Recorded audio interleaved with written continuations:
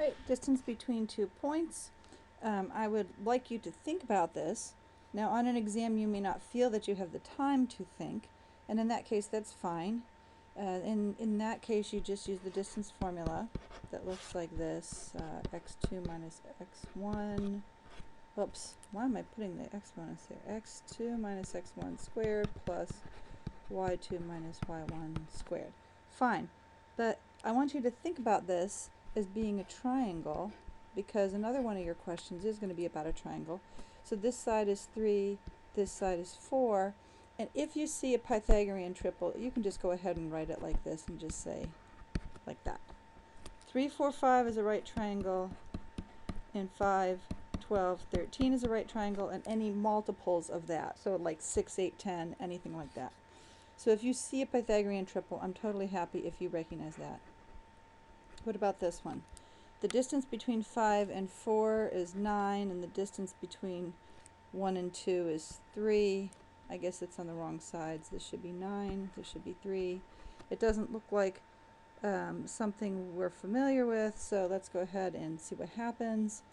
3 squared plus 9 squared, take the square root.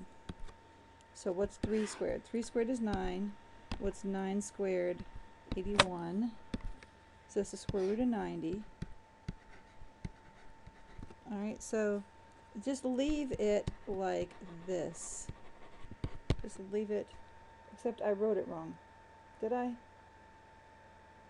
I did write it wrong. I'm an idiot. Okay, so this should be difference of 1, and then this should be 82.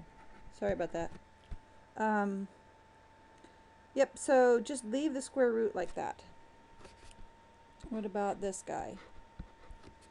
Alright, between 7 and 11 you get 18, and then, oh wait a second, this is a special case.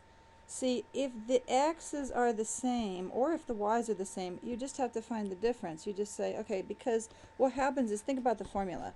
A whole piece, if x's are the same, this is 0, so you're just subtracting things, squaring it, and taking the square root. So it's kind of stupid.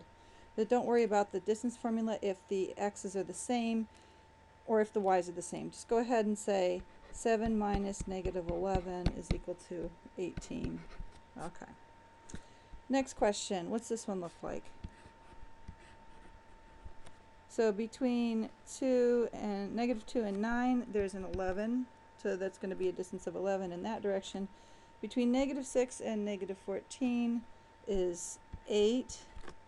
And it doesn't look like a Pythagorean triple, so I guess we got to do the work. 121 plus 64 under the square root, and it's not going to come out even.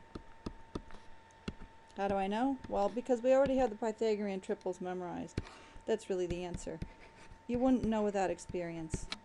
Okay, but if you go ahead and see, well, that's not a perfect square, so it's fine. What about the last one? Okay, between negative 4 and 8 is 12, and between 8 and negative 4 is 12. So it's 144 plus 144 under the square root, and this is square root of 288. That's kind of a judgment call. I would kind of like you to recognize that this is, you can take out the 144 as a 12 and you end up with square root of 2. So this is prefer this answer, but this is maybe okay. It really depends on what else is going on in the problem and how many other of your classmates are messing up the question, how badly. So I try to look at, see what the majority of the class is doing, and if everybody's making the same small error, I don't tend to penalize it as much. But so there's some safety in numbers, but it's better to just play safe, and this kind of thing, you really should recognize that 144 is a perfect square, and it's really easy to take out. Okay, and that's how you do those questions.